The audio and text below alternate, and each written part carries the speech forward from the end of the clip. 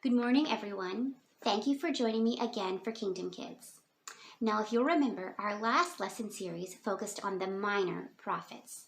Well, today we're starting a new lesson series, and we'll be talking about the major prophets. And we're going to start with talking about the prophet Isaiah. Now, Isaiah's name means God of salvation. And Isaiah lived sometime between the time of King David and the time of Daniel and Esther. So he was probably a couple hundred years after King David, but a couple hundred years before Daniel and before the story of Esther. So he lived in Jerusalem, and at the time, Jerusalem was worried about being invaded. They were worried about being invaded by kingdoms to the north. They were worried about being invaded by Assyrians. And so they lived with a lot of fear. They didn't really know what was going to happen. And Isaiah received a message from God to tell the king, and to tell anyone who would listen really, not to let fear define you. And that they couldn't run to Egypt for help because they wouldn't receive the kind of help they needed.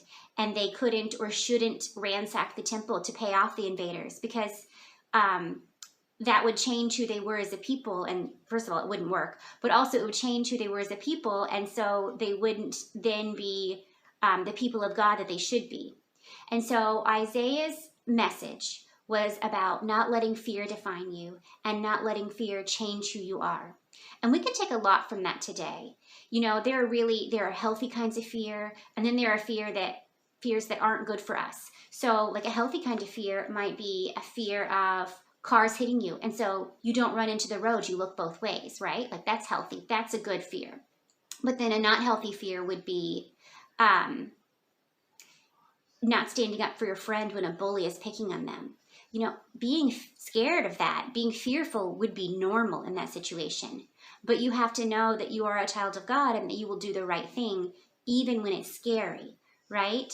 So today what I want you to do is you can either draw a picture of something that scares you, and then I want you to decide, is this a good, healthy fear, or is this a not healthy fear? Is this a fear that we have to overcome?